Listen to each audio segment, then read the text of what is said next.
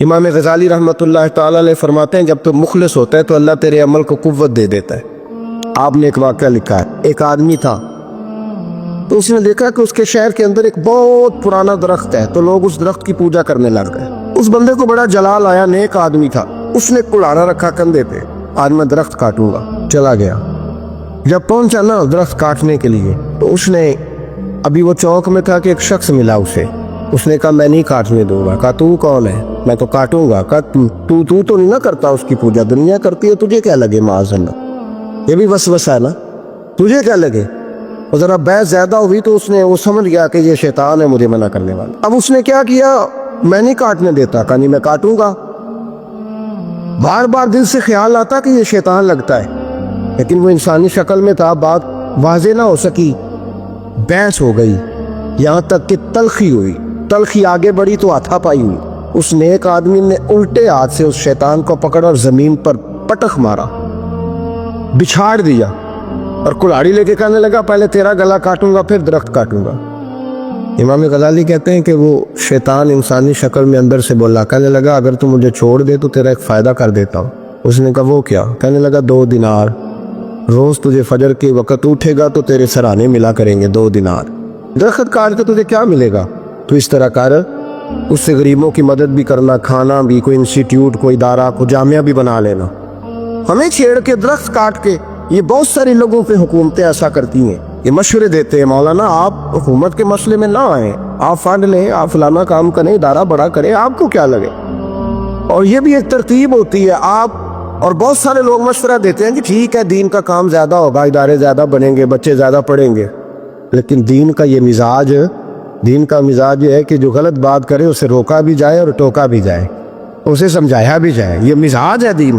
اس بندے کے اندر لالچ بیدار ہو گیا، اس نے کہا بات تو ٹھیک ہے، اور پھر اندر نیا وسوسہ آیا کہ درخت کاٹ دوں گا تو بندے کل کسی اور کو پوجنے لگ جائیں گے، تو پیسوں کا فائدہ، غریبوں کی مدد ہوگی، فلاں نیکی ہوگی، فلاں خیر ہوگا، فلاں ویلفیئر ایسوسیشن بن جائے گی۔ گھر جا کے واپس چلا گیا، چھوڑ دیا، درخت کاٹنے کا ارادہ ختم۔ واپس گیا نا گھر، رات کو سویا، سویرے اٹھا تو 2 دینار پڑے تھے، بڑا راضی ہوا، کچھ کھایا، کچھ کھلایا، کچھ رکھا، کچھ بانٹا۔ اگلے دن پھر اٹھا تو پھر 2 دینار پڑے تھے، کچھ کھایا، کچھ کھلایا، کچھ بانٹا، کچھ لوگوں میں تقسیم کیا۔ 5-6 دن تو پیسے آتے رہے، 7ویں دن اٹھا تو کوئی شے نہیں تھی، 8ویں دن پھر کوئی نہیں تھی، 9ویں دن پھر کوئی شے نہیں۔ اب پھر کلاڑا اٹھا لیا، میں درخت کاٹوں گا۔ پھر چوک میں گیا، پھر شیطان انسانی شکل میں، اب پھر گفتگو ہوئی، میں کاٹوں گا۔ اس نے کہا اب نہیں تو کاٹ سکتا، میں لڑوں گا۔ کہ تو اب لڑ بھی نہیں سکتا۔ اب جب گتھم گتھا ہوئے، ہاتھا پائی ہوئے، جھگڑا ہوا، تو شیطان نے پکڑ کے نہ الٹے ہاتھ سے زمین پہ دے مارا، 2-3 تھپڑ اس شخص کے ہاتھ پہ دیے، کلاڑا چھین، چل دوڑ جا۔ اب وہ کہنے لگا سچ بتا تو ہے کون؟ کہنے لگا میں شیطان ہوں۔ تو کہا ابھی 1 ہفتہ پہلے میں نے تجھے بچھاڑ دیا تھا، آج تو طاقت کہاں سے لایا؟ اس نے کہا میری طاقت اتنی ہے، تیری ختم ہو گئی ہے، میرے اندر قوت اتنی ہے، تیرے اندر ختم ہو گئی۔ کہا کیوں؟ تو شیطان کہنے لگا جب تو 1 ہفتہ پہلے آیا تھا تو رضا الہی کے لیے آیا تھا، آج تو اس لیے آیا ہے، اس لیے آج تو آیا ہے کہ تجھے 2 دینار نہیں ملے۔ آج تیری جنگ دیناروں کی ہے، آج تیرا رٹا دیناروں کا امت مسلمہ کے ساتھ، اس لیے خدائی طاقتیں معاذ اللہ روٹھ گئی ہیں کہ ان کا رٹا دیناروں کا ہے، ان کا جھگڑا دیناروں کا ہے۔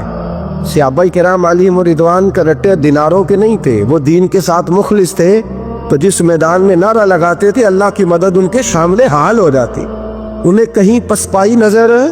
میرے جیسے خطیب روزانہ تقریریں کرتے ہیں، سالوں بیت گئے، انقلاب نہیں۔ کیوں؟ اس لیے کہ رٹا جب تک ذات کا ہوتا ہے انقلاب نہیں آتا، جب ذات الہی اور رضا الہی سامنے ہوتی ہے پھر اس میں اخلاص ہوتا ہے، تو پھر اس کی تاثیر ہوتی ہے، پھر اثر بن کے جملے دلوں میں اتر ہے۔ اس لیے حضور نے فرمایا کہ اللہ نہ تمہاری جیب دیکھتا ہے نہ چہرہ دیکھتا ہے، وَلَٰكِن يَنظُرُ إِلَىٰ قُلُوبِكُمْ، وہ جب دیکھتا ہے تمہارے دل دیکھتا ہے۔ اب انسان راضی بالرضا رہنے لگتا ہے نا، پھر وہ ہر روز نماز پڑھ کے تکلیف نہیں اسے ہوتی، پھر روز درود شریف پڑھ کے وہ یہ نہیں کہتا کہ چلو 2-4 چھٹیاں بھی کر دیں، پھر روزانہ تلاوت کر کے اسے کہیں دقت محسوس نہیں ہوتی، چونکہ اب وہ چاہتا ہے کہ جس حال میں میرا رب و رسول مجھے رکھیں گے، جو حکم دیں گے، میں نے اس سے کوئی تنگی محسوس نہیں کرنی، میں نے اس کے مطابق چلنا۔ اور قرآن مجید نے ایک نیا انداز اختیار کیا سورہ مائدہ کے اندر، اس کی آیت نمبر 119 ہے۔ اللہ کریم نے فرمایا رضی اللہ عنہم ورضوا عنہ، صحابہ کی بات ہو رہی ہے، فرمایا وہ اللہ سے راضی ہے اور اللہ ان سے راضی ہے۔ حضرت سیدنا موسیٰ علیہ السلام نے عرض کی کوہ طور پہ جا کے، مولا میری قوم پوچھتی ہے کہ کوئی ایسا کام بتا جو ہم کریں تو ہم سے راضی ہو جائے۔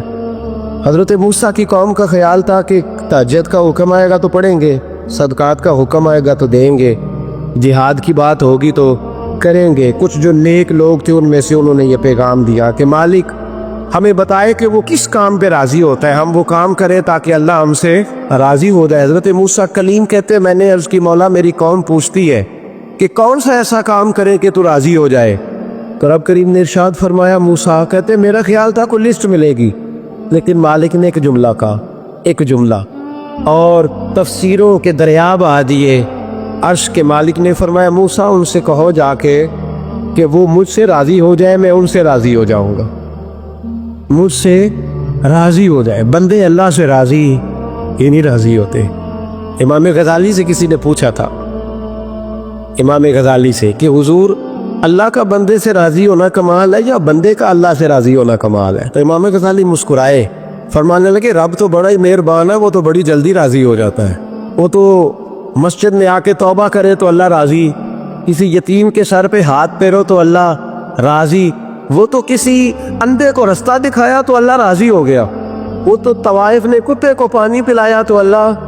امام صاحب فرمانے لگے یہ بندہ ہے جو اللہ سے راضی نہیں ہوتا، جس کے پاس اولاد نہیں وہ کہتا ہے چلو ایک بیٹی مل جائے تو میں راضی ہوں، بیٹی مل گئی تو کہتا اب ایک بیٹا بھی ملے تو پھر راضی ہوں، پھر کہتا ہے یہ دونوں اچھی تعلیم حاصل کر لے تو پھر میں راضی ہوں، پھر کہتا ہے یہ بہت زیادہ پیسے کمائے تو پھر میں راضی ہوں۔ بہرحال راضی ہوتا، لیکن جو راضی ہو جاتا ہے نا، اللہ اکبر، جو اللہ سے راضی سکھی بڑا رہتا ہے، سکون میں بڑا رہتا ہے، مطمئن بڑا رہتا ہے، جو سمجھ لیتا ہے نا کہ جو میرے رب نے بہتر سمجھا وہ میرے اللہ نے مجھے۔ میں کبھی کبھی سوچتا ہوں کہ یار حضرت بلال حبشی نے کوئی عہدہ نہیں مانگا ساری زندگی، انہوں نے نہیں کہا مجھے بھی ایک صوبے کا گورنر بناؤ میری بھی خدمات ہے، مجھے بھی وزیر خزانہ بناؤ میرا بھی کچھ بنتا ہے۔ ایک دفعہ نہیں کہا سیدنا بلال حبشی رضی اللہ تعالیٰ عنہ نے کہ میری بھی کوئی ڈیوٹی ایسی ہونی چاہیے کہ مجھے چلو سپہ سالار ہی بنا دیا جائے۔ ساری زندگی مسجد میں جھاڑو دیا تو اسی پہ راضی رہے، ساری زندگی محبوب کے مہمانوں کا لنگر پکایا تو اسی پہ راضی رہے، ساری زندگی میرے محبوب علیہ السلام کے بچوں کی نوکری کی تو اسی پہ راضی رہے، راضی بالرضا رہے۔ حدیث پاک سنیے، نبی پاک علیہ السلام نے ایک دن صحابہ سے پوچھا کہ تم کیا سمجھتے ہو، اپنے دل کو جب پوچھتے ہو، دل پہ توجہ کرتے ہو تو کیا جانتے ہو؟ تو صحابہ کرنے لگے یا رسول اللہ جب ہم اپنے دل پہ توجہ کرتے ہیں تو ہم سمجھتے ہیں کہ اللہ نے ہمیں ایمان عطا فرمایا ہے۔ تو حضور نے فرمایا تمہارے ایمان کی دلیل کیا ہے؟ ایمان کی کوئی دلیل بھی تو ہوتی ہے نا، ہمارے زمانے میں تو کوئی دلیل نہیں، نماز نہیں پڑھتا پھر بھی میں مسلمان ہوں، روزہ نہیں رکھتا پھر بھی مسلمان، جھوٹ صبح سے شام تک، کہتا خبردار کسی نے مجھے ذرا بھی بات کی سب سے بڑا مسلمان میں ہی ہوں، بددیانتی، دھوکہ، فریب، فرار، لیکن خبردار کسی نے کوئی بات کی سب سے بڑا مفتی میں ہی ہوں۔ جرم سارے پائے جاتے، دلیل کیا ہے بھائی؟ اگر کسی دیکھیں نا، اگر درخت ہے تو دلیل یہ ہے کہ پھل بھی ہے، شاخیں بھی ہیں، لیکن تو صاحب ایمان ہے تو دلیل کیا ہے؟ تو نبی پاک صلی اللہ علیہ وسلم نے صحابہ سے پوچھا کہ تم ایماندار ہو تو دلیل دو۔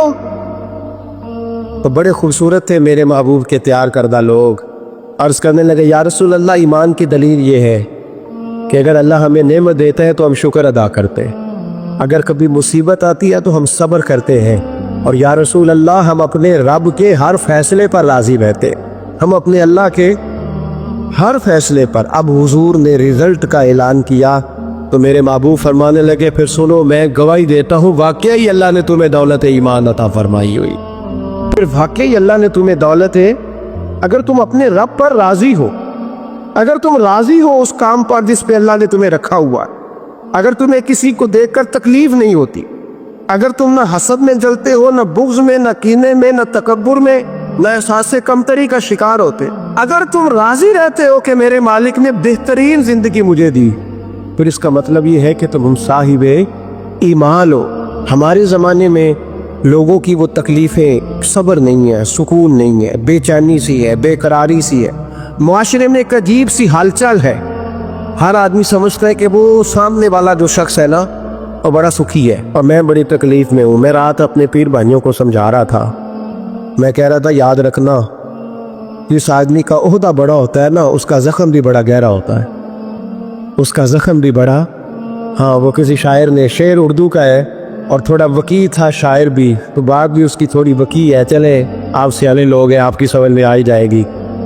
उसने कहा था कि हुजूम गम में भी तौहीन ने ज़ब्त गम न हुई, हुजूम गम में भी तौहीन ने ज़ब्त गम न हुई, हम इस एहतियात से रोए कि आंख नम न हुई। लोगों को नहीं पता चला कि हम रो रहे हैं, हमने वाह वेला करके दुनिया, हम इस एहतियात से रोए कि हमारी आंख नम न हुई। हमने वाह वेला करके नहीं बताया कि बड़ी दिक्कत में, हमने अपने आप को महफूज रखा, ज़ब्त में रखा, हौसले में रखा, अल्लाह की रज़ा पे राज़ी रहे, अपने आप को अपने रब की रज़ा पर। मेरे नबी पाक सल्लल्लाहु ताला अलैहि वसल्लम ने फरमाया कि क़यामत के दिन मेरी उम्मत का एक गिरोह ऐसा होगा जिसे अल्लाह तबारक व तआला इस तरह जन्नत में पहुंचा देगा जैसे कोई बंदा उड़ के जन्नत में चला जाता है। और जब जन्नत में पहुंचेंगे ना तो फरिश्ते उनसे पूछेंगे तुमने हिसाब दिया? कहेंगे हमें तो पता ही नहीं हिसाब क्या है। पुल से रात से गुजरे? कहेंगे खबर ही नहीं पुल से रात कहाँ है। तो यहाँ कैसे आ गए? कहेंगे अल्लाह के फजल से, अल्लाह के फजल से। तो कहा बताओ तो सही तुम्हारी नेकी क्या थी? तो कहेंगे दो बातें थी, एक तो हम अल्लाह के हलाल को हलाल जानते थे, रब के हराम को हराम जानते थे, और दूसरा ये था कि हम अल्लाह के हर फैसले पे राज़ी रहते थे। अल्लाह के हर फैसले पे, तो जो रब करीम की रज़ा पे राज़ी रहे फिर उसे किसी हिसाब किताब का सामना नहीं करना पड़ेगा, फिर उसे पुल से रात की दुश्वार गुजार घाटियों का सामना नहीं करना पड़ेगा। शर्त ये है कि वो अल्लाह की रज़ा पे राज़ी रहे, वो अल्लाह के फ़ैसले को बसीरो चश्म माने, वो आज़ी और इनकिसारी के साथ गर्दन झुका दे, अपने मालिक के फ़ैसलों पर झुका दे। अल्लाह ने हज़रत इब्राहीम को औलाद नहीं दी, फिर ज़माने के बाद दी, फिर देने के बाद कहा कि जाओ वादिए गैर ज़ीज़र इनमें छोड़ के आओ। सख्त गर्मियाँ हो जाए तो लोग बच्चों को स्कूल नहीं भेजते, छुट्टियों का ऐलान हो जाता है, लेकिन हज़रत इब्राहीम छोड़ आए बच्चा। और बच्चा, एक तो बच्चा अल्लाह ताला रूटीन में देता है तो उसकी कदर व मंजिलत और होती है, और एक बंदा बड़ी दुआओं, इल्तिजाओं, ख्वाहिशात के बाद लेता है, उसकी कदर व मंजिलत। वो बच्चा जो बड़ी दुआओं के बाद लिया, का छोड़ आओ, कोई खाना नहीं, पानी नहीं, दाना नहीं, हज़रत इब्राहीम छोड़ आए। 13 साल इकट्ठे रहने की इजाज़त न मिली, और जब इजाज़त मिली तो कहा अब छुरी उठाओ और बेटे की गर्दन पे चला दो। आप इसको आसान काम समझते हैं? इतनी तस्लीम और रज़ा, हर फैसले पे राजी होना, हर फैसले पे। यहाँ हमारा हाल ये है कि 2 मिनट के लिए तकलीफ आती है तो लोग वाह वेला करते, शोर मचाते, कुफर बोलते। हर आदमी आप उसको टटोल के देखे तो कहता है सबसे तकलीफ में मैं ही हूँ। किस सूली पे लटके हुए हम? आखिर कौन सा मुआशरे का ऐसा दुख है जो सिर्फ हमारे पास ही आ गया? हर आदमी कहता है मुझे न छेड़ना, सबसे ज्यादा गमगीन मैं ही हूँ। भाई बता तो सही ना कि आखिर कौन सी ऐसी चीज है जो मालिक ने तुझे अता नहीं फरमाई? लेकिन हमारी आजमाइशें हैं, हमारे जुमले हैं, हमारी गुफ्तगू है कि उनसे शिकवा छलकता, उनसे शिकायतें टूट टूट के नीचे गिरती। हम ये सोचते ही नहीं कि हमें नहीं पता हमारे हक में बेहतर क्या है, हमारे रब को पता है कि हमारे हक में बेहतर क्या है। इसलिए लोग शिकायत नहीं करते थे। आज हर बात पर शिकायत है, हर बात पर लोग शिकवा करते हैं, और हर बात पर लोग अल्लाह तबारक व तआला की बारगाह है नाज के नाफरमान बनते हैं। और फिर सवाल क्या, या अल्लाह तू राजी हो जा, या अल्लाह तू। और अल्लाह क्या फरमाते हैं मूसा अपनी कौम से कहो ये मुझसे राजी हो जाए, मैं भी इनसे राजी हो जाऊंगा। हजरत राबिया बसरी रहमतुल्लाह ताला अलैहा ना तबका सूफिया में एक बड़ी मुनफरद हैसियत रखती है, अलहदा एक मकाम है, और उनकी ज़िंदगी बताती है कि अल्लाह की मार्फत और रब तबारक व तआला का कुर्ब सिर्फ मर्द के लिए ख़ास नहीं, अगर औरत भी तवज्जो करे तो अल्लाह उसे भी ख़जाने खोल के अता फरमाता है, उसे भी अल्लाह ख़जाने खोल। हज़रत राबिया बसरी अक्सर ना औलिया अल्लाह की मजालस में जाके बैठती थी, बैठती पर्दे के अंदर थी लेकिन बैठा करती थी। जो लोग इस रास्ते के मुसाफिर होते हैं वो बात को समझते हैं कि ये गहरा मामला होता है। किसी जगह से कोई ऐसी चीज़ मिलती है जिसको फौरी तौर पर तबीयत और नफ्स कबूल नहीं करता, लेकिन जो सूफिया होते हैं ना, सालकीन तरीक़त, मार्फत के रस्ते के मुसाफिर, वो चूँकि मुसाफिर होते हैं तो उन्हें जो बंदा भी मंजिल का रास्ता बताता है वो उसकी बात गौर से सुनते हैं, एतराज़ात नहीं करते, शिकवे नहीं करते, बन के नहीं बैठ जाते। हमारे ज़माने में मुसाफिर नहीं है तरीक़त के, हमारे ज़माने में यहाँ मुरीद कामिल हैं, यहाँ फिर पीर हैं जो मुतलकुल इनान है, जिनके सामने जो सवाल ही नहीं पैदा होता किसी और की भी सुने, मुमकिन नहीं। हज़रत राबिया बसरी बैठी थी। हज़रत सुफियान सौरी बहुत बड़ा नाम है, ये वो शख्सियत है कि जब जाया करते थे तो औलिया अल्लाह खड़े होकर इनका इस्तकबाल करते। बगदाद में इतना बड़ा दर्जा था इनका। हज़रत जाफिर बिन सुलेमान भी बैठे थे, सुफियान सौरी भी बैठे। तो हज़रत सुफियान सौरी दुआ मांगने लगे, जनाब राबिया बसरी पर्दे के अंदर बैठी हुई थी, दुआ मांगने लगे, ऐ अल्लाह मुझसे राज़ी हो जा, ऐ अल्लाह मुझसे राज़ी हो जा, ऐ अल्लाह मुझसे। देर तक दुआ मांगते रहे तो बीबी साहबा, माई साहबा अंदर से बोल पड़ी नाराज़ होके, कहने लगी बस कर सुफियान, क्या दुआ मांग रहा है तू, कब से मैं सुन रही हूँ, बस कर। क्या हुआ, तू क्यों नाराज़ होती है? फरमाने लगी सुफियान तूने एक बार भी कहा मैंने बर्दाश्त किया, दूसरी बार भी कहा, बताइए दुआ ठीक है कि नहीं उनकी? ऐ अल्लाह तू मुझसे राजी हो जा। इस दुआ पे नाराज होगी माई साहबा, कहने लगे तूने एक बार भी मांगी तो मैं चुप रही, दूसरी बार भी मांगी तो अब तू चुप ही नहीं कर रहा, बस कर। तो सुफियान कहने लगे चल मेरी सलाह कर दे। तो माई साहबा कहने लगी तू ये तो कह रहा है या अल्लाह राजी हो जा, या अल्लाह राजी हो जा, पहले तू बता तू अल्लाह से राजी है? पहले अपने नफ्स पर नजर डालना, तू राजी है? रोज नहीं मांगता कि 2 करोड़ चाहिए, 6 करोड़ चाहिए इंसान का नफ्स, रोज नहीं कहता बड़ी गाड़ी चाहिए, रोज नहीं कहता मेरे भी ठाट बाट हो, मैं भी बड़ी गाड़ी में खड़े होके लोगों को हाथ लहरा के लीडर बनूं, रोज नहीं कहता मेरा भी बड़ा नाम हो, पहले बता ला तू राजी है? हजरत सुफियान सौरी ने जब बात सुनी तो झगड़ा नहीं किया, बल्कि अल्लाह अकबर कहा और चीख मार के रोने लगे। कहने लगे राबिया तू सच कहती है, अभी तो मैं इस मंजिल तक नहीं पहुंचा कि मैं रब से राजी हो जाऊं तो मैं उसे राजी करने चला हूं, तू सच कहती है। करीब ही हजरत जाफर बिन सुलेमान बैठे थे, वो बीबी राबिया के पास गए, कहने लगे माई साहबा मुझे तो बता दे आखिर बंदा अल्लाह से राजी होता कब है, ये मंजिल शुरू कब होती है? तो आप फरमाने लगी उस वक़्त कि बंदे का जो हाल नेमत मिलने पे होता है ना, जब वही हाल उसका मुसीबत आने पे हो तो फिर समझो वो अपने रब से राजी हो गया, फिर वो अपने रब से। यहाँ लोग राजी नहीं हैं, न शरीयत के हुक्म पर राजी हैं माज़अल्लाह, न दीन के आने पर राजी हैं, न निफाज़े शरीयत पर राजी हैं, ना लोग अपने हर मामले में। देखे ना कभी कभी तकलीफ होती है, कई दफा लोग बात पूछने आते हैं तो दिल करता है डांट झिड़क देंगे, तलाक का मसला पूछने के लिए लोग आलिम के पास आ जाएंगे, तलाक का मसला पूछने। सवाल ये है कि तूने शादी के से पहले किसी आलिम से राब्ता किया था कि मुझे बताए बीवी के हुकूक क्या हैं, उसके साथ वक्त गुजारना है मैंने तो किस तरह के हुकूक मैंने अदा करने हैं, शरीयत मुझे क्या हुक्म करती है? पूछा था किसी आलिम से। दीन की जरूरत पड़ी तो दीन के पास आए, लेकिन दीन को अमल करने के लिए कभी हासिल है, जरूरत पड़ी तो आ गए, हाजत हुई तो आ गए, तबीयत लगी तो आ गए।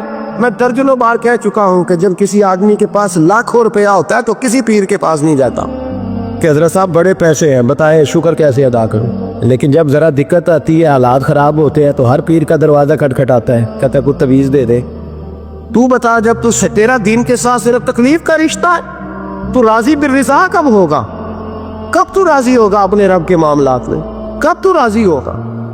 कई दफा तबीयत में तकलीफ होती, वो हजरत साहब हालात बड़े खराब हुए, पहले आपने तवीज़ दिया था तो सही हो गया, फिर खराब है मैं दोबारा आ गया, तो दिल करता है उनसे कहने से कि यार हमारे साथ तुम्हारा रिश्ता खराब हालातों का ही है, कभी सही हालातों में भी आओ ना, बड़े खुश हालात में भी आओ कि अब हालात बड़े अच्छे हैं, हम हाजिर हैं, कोई हुक्म करे। खुदा राजी बिर रिज़ा रहना सीखे। अनस बिन मालिक रज़ी अल्लाह तआला अन्हु कहते हैं 10 साल हुजूर की बारगाह में रहा, 10 साल, और 10 साल मैंने हुजूर के घर में नौकरी की।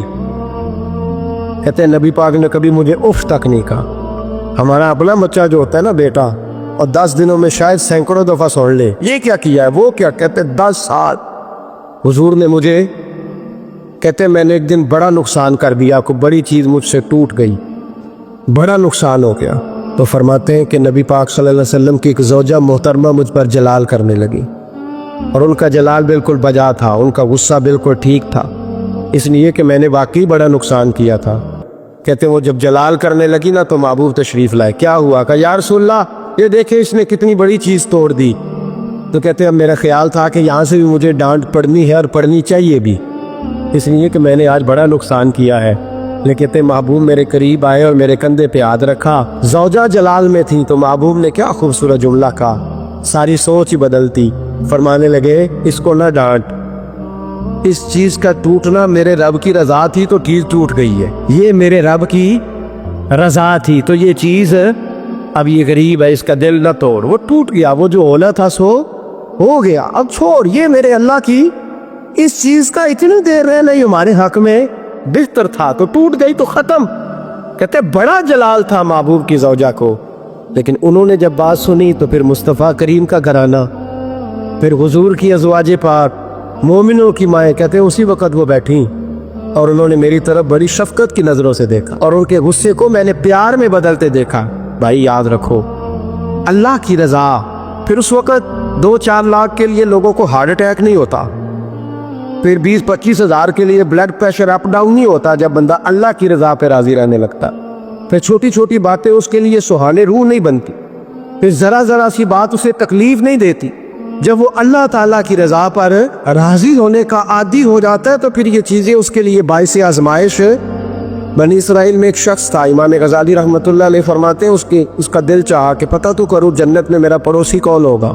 اس کو خواب میں بتایا گیا کہ فلاں بن فلاں تیرا جنت میں پڑوسی ہے۔ اب یہ بڑا عابد تھا، زاہد تھا، عبادت گزار تھا، پرہیزگار، بڑا نیک تھا، بڑا پرہیزگار۔ یہ سفر کر کے اس کے پاس گیا، اس کو جا کے کہنے لگا میں تیرا مہمان نہ بن جاؤں، 2-3 دن کا بن جاؤں۔ کہتے میں 3 دن اس کے ساتھ رہا، میں اس سے زیادہ نوافل پڑھتا تھا، زیادہ صدقات و خیرات کرتا تھا، زیادہ عبادات کرتا تھا، وہ تو میرے مقابلے میں کچھ بھی نہیں۔ 3 دن کے بعد میں آنے لگا تو میں نے اس کو کہا یار میں ایک مقصد کے لیے آیا تھا تیرے پاس۔ اس نے کہا بتائیے۔ میں نے کہا کہ میرا آنے کا مقصد یہ تھا کہ میں دیکھوں تو کون سی ایسی عبادت کرتا ہے کہ جنت میں تو میرا پڑوسی بنے گا، لیکن تیری عبادات ریاضت میں تکبر نہیں کرتا، لیکن میں نے کوئی خاص چیز دیکھی نہیں، کوئی خاص بات ہے تو مجھے بتا دے۔ تو بندہ کہنے لگا کوئی خاص بات نہیں، ہاں ایک چھوٹی سی عادت ہے میرے اندر، چھوٹی سی عادت۔ بڑے لوگ کبھی بھی اپنی باتوں کو بڑا نہیں سمجھتے، ایک چھوٹی سی عادت ہے۔ کہا وہ کون سی؟ تو وہ کہنے لگا اگر شدید گرمی ہو نا تو میں نے اپنے رب سے کبھی سردی نہیں مانگی، اور کبھی برف جمی ہو نا گلیوں میں تو میں نے اپنے رب سے کبھی گرمی نہیں مانگی۔ میں سمجھتا ہوں میرا رب مجھے دیتا ہی وہ ہے جو میرے حق میں بڑا بہتر ہوتا۔ یہ ایک میری چھوٹی سی عادت ہے کہ کڑاکے کی دھوپ میں میں نے کبھی مالک سے سائے کا سوال نہیں کیا، اور اگر تیز بارش ہو رہی ہو تو میں نے کبھی یہ نہیں کہا کہ بارش نہیں ہونی چاہیے تھی، کیا بلے گا فلاں چیز کا۔ میں سمجھتا ہوں جو بہتر تھا اللہ نے وہی دے دیا ہے تو میں مطمئن رہتا ہوں۔ تو عابد وہ نیک آدمی واللہ کے ولی کہنے لگے اسے چھوٹی سی عادت نہ بتا، تیری یہ وہ عادت ہے جس کی وجہ سے رب تجھ سے راضی ہو گیا ہے، اللہ تجھ سے راضی ہے تیری اس عادت کی بنا پر۔ جب ہمارے مزاج میں یہ چیزیں آ جائیں گی نا کہ جو میرے حق میں بہتر تھا مالک نے مجھے وہ دے دیا ہے، پھر ہم ہر جگہ بیچنے کی تمنا نہیں کریں گے، پھر سامنے والے سے ہم حسد نہیں کریں گے، پھر ہم یہ نہیں چاہیں گے کہ اللہ کرے وہ مر جائے اور اس کی ہر چیز مجھے مل جائے، پھر ہمارا مزاج پھر ہماری طبیعت یہ نہیں رہے، اللہ کی رضا پہ راضی رہے، مالک کے فیصلوں میں اپنے دل میں کوئی بوجھ محسوس نہ کریں، اپنی زندگی اللہ کے فیصلوں دیکھیں نا، جو ماں باپ اللہ نے بڑے اچھے سمجھے وہ ہمارے لیے پسند کی، وہ اللہ نے ہمارے لیے جو اس نے ہمارے حق میں بڑے، جو بہن بھائی اللہ کرے آپ کو سمجھ آئے، جو بہن بھائی اس نے ہمارے حق میں بڑے اچھے سمجھے وہی بہن بھائی اس نے ہمیں عطا کیے، جس بیوی کو اس نے ہمارے گھر کے گلشن میں بہتر سمجھا اس کو لا کے اس نے ہمارے آنگن میں بٹھایا، اور جو اولاد اس نے ہمارے لیے باعث افتخار سمجھی وہ اولاد اس نے ہمیں عطا فرمائی۔ حضرت نوح علیہ السلام کا بیٹا کافر ہو گیا، پر کسی جگہ انہوں نے شکوہ نہیں کیا کہ مالک یہ کافر کیوں ہوا، اللہ کے قبضے میں ہے نا، دل پھیر سکتا ہے نا، مقلب القلوب ہے، لیکن حضرت نوح نے دعا اللہ کی رضا پر راضی رہے، اپنا مزاج بدلے، تاکہ معاشرے میں یہ جو گھٹن ہے، یہ جو ٹینشن ہے، یہ جو جھگڑا ہے، یہ جو چھینا چھانی ہے، یہ جو ایک دوسرے پر لوگوں کی نظریں ترچھی ہیں، یہ ختم ہو۔ سمجھیں کہ میرے حق میں جو بہتر تھا مالک نے وہ چیز مجھے عطا کر دی۔ میں اکثر کہتا ہوں اپنے دوستوں کو، میں کہتا ہوں مجھے ایسے لگتا ہے جو سب سے اچھے ماں باپ تھے وہ اللہ نے مجھے عطا فرمایا، اور جو سب سے بہترین اساتذہ تھے نا ان کا دروازہ اللہ نے مجھے عطا فرمایا، اور جو جس شیخ جس پیر کو اللہ نے سب سے زیادہ شان عطا فرمائی اس کا دروازہ اللہ نے مجھے دکھایا۔ اور اس کے بعد اتنے تابعدار شاگرد میں نے کسی کے نہیں دیکھے جتنے مجھے ملے، اور اتنے وفادار پیر بھائی اور مرید میں نے کسی کے نہیں دیکھے جتنے مجھے ملے۔ میں اس بات پر، اور میں بات اس لیے نہیں کر رہا، میں آپ کو دل کی گہرائی سے بات بتا رہا ہوں کہ یہ عنوان زندگی ہے، یہ روح زندگی ہے۔ میں کبھی کبھی بڑے ناز کے ساتھ سجدہ شکر ادا کرتا ہوں کہ ایک بہت بڑا خوش نصیب شخص ہوں۔ اب یہ بات صرف سوچنے کی ہے، 100 لوگوں میں سے اگر ان 2 پہ ہی بندہ غور کرے جو نافرمان ہے تو پھر زندگی آگے چل سکتی، تو 98 پر غور کیوں نہیں کرتا؟ تو 98 پر غور کیوں نہیں کرتا؟ اگر کسی شخص کے ساتھ 20 سال گزرے اور تو صرف اس ایک دن کو یاد رکھے جس دن میں اس نے تکلیف دی تھی، تو پھر یہ تیری زیادتی ہے۔ تو باقی ان دنوں کو کیوں نہیں یاد رکھتا جن دنوں میں اس کے تیرے ساتھ محبت والا معاملہ فرمایا، خدمت والا، راضی بالرضا کا مزاج بلائے۔ یہ مسلمان کے ایمان کا حسن ہے، یہ مسلمان کے کردار کا کمال ہے، یہ مسلمان کی سوچ کا بلند معیار ہے، یہ مسلمان کا اعلیٰ مقام ہے۔ حضرت عبداللہ ابن عمر کا بیٹا بیمار ہو گیا، بڑے پیارے ہوتے ہیں نا بیٹے، آپ بڑے پریشان تھے، شدید پریشان۔ صحابہ کہتے ہیں ہم نے آپ کو بڑی تکلیف میں دیکھا، کبھی اس حکیم کے پاس، کبھی اس حکیم کے پاس، کبھی اس جگہ، کبھی اس جگہ۔ کچھ دنوں کے بعد بیٹا انتقال کر گیا، لیکن کہتے ہیں جب ہم تعزیت کے لیے گئے تو ہم نے ان کے چہرے پر بہت ساری سکون کو، بہت ساری راحت کو دیکھا۔ بیٹا انتقال کر گیا، جب وہ بیمار تھا تو پریشان تھے، اب جب انتقال کر گیا تو سکون میں۔ تو کہتے ہم نے ان سے سوال کیا کہ حضور اس وقت آپ پریشان تھے، انتقال کے بعد تم لوگ زیادہ پریشان ہوتے ہیں، اب آپ سکون میں ہیں۔ تو آپ فرمانے لگے جب تک میری ڈیوٹی تھی میں پریشان تھا، خدمت کر رہا تھا، نوکری کر رہا تھا، اب میں اسے اس کے پاس چھوڑ آیا ہوں جو مجھ سے بہت زیادہ اس کا خیال رکھنے والا ہے، جو مجھ سے کئی 1000 گنا بڑھ کے اس پر توجہ کرنے والا ہے۔ اب مجھے پریشانی، اب میرا قریب مجھ سے کہیں بڑھ کر اس کا خیال رکھے گا، اسے سکون دے گا، اسے راحت دے گا، اور میں اپنے رب کے فیصلے پر بڑا راضی ہوں۔ اس نے جو بہتر سمجھا اس نے میرے حق میں وہ فیصلہ۔ حضرت ابن وقاص رضی اللہ تعالیٰ عنہ بڑے مستجاب الدعوات بزرگ تھے، مستجاب الدعوات۔ حضرت عبداللہ بن صائب رضی اللہ تعالیٰ عنہ فرماتے میں حج کرنے گیا تو میں طواف وداع کرنے گیا، حج کا آخری رکن ہوتا ہے، پس آتا ہے نا آفاقی حاجی تو طواف وداع کرتا۔ کہتے جب میں طواف وداع کرنے گیا تو طواف وداع کے موقع پر میں نے دیکھا کہ جتنا رش حجر اسود کے پاس ہے اتنا ہی حضرت ابن وقاص کے پاس بھی ہے۔ شاید سمجھ نہیں ہے یہ آپ کو میری بات۔ حجر اسود کے پاس بہت بڑا رش ہوتا ہے، ہر آدمی کی خواہش ہوتی ہے بوسہ لینے کی۔ جتنے لوگ وہاں کھڑے تھے اتنے ہی لوگ حضرت سیدنا ابن وقاص رضی اللہ تعالیٰ عنہ کے پاس بھی کھڑے تھے۔ تو کہتے مجھے تعجب ہوا، عبداللہ بن صائب کہتے میں بھی ان کے پاس جا کے بیٹھ گیا تو میں نے دیکھا کہ وہ نابینا ہے، آنکھوں سے نظر نہیں آتا، لوگ ان کے پاس دعائیں کرانے آ رہے ہیں، اور فرماتے میں نے عجیب حال دیکھا، بیمار ترین شخص ان کے سامنے آ کے بیٹھا، حضور میرے لیے دعا کر دے۔ تو فرماتے انہوں نے دعا کے لیے ہاتھ اٹھائے تو وہیں اسی وقت میں نے دیکھا اللہ نے اس بندے کو شفا کا فرمایا۔ میں نے دیکھا مقروض دعا کرا رہے ہیں، بیمار، بے اولاد، جو بھی دعا ان سے کراتا اللہ اس کی حاجت کو پورا فرما دیتا۔ حضرت عبداللہ بن صائب کہتے ہیں میں شام تک بیٹھا رہا، ہر نماز کے بعد رش ہوتا، میں دیکھتا رہا، فرماتے ہیں شام ہو گئی، لوگ دعائیں کرا کے چلے گئے، جب مغرب کا وقت ہوا تو نابینا تھے، پھر بھی مجھ سے کہنے لگے عبداللہ ساری دنیا نے دعائیں کرائی ہے، تو نے نہیں کرانی؟ تو صبح سے بیٹھا ہے بس دیکھے ہی جا رہا ہے، تو نے نہیں کوئی دعا کرانی؟ تو کہتے ہیں میں نے کہا حضور میں نے دعا نہیں کرانی، ایک سوال پوچھنا ہے۔ تو فرمانے لگے پوچھو۔ تو میں نے کہا حضور سارا زمانہ جو دعا کراتا ہے اور اللہ آپ کی قبول کرتا ہے، تو ایک دعا آپ اپنے لیے بھی کر لیں، اللہ آپ کو آنکھیں عطا فرما دے۔ مالک جو قبول کر رہا ہے تو ایک کر لے اپنے لیے بھی۔ میں گڈی تے ہتھ ڈور سجن دے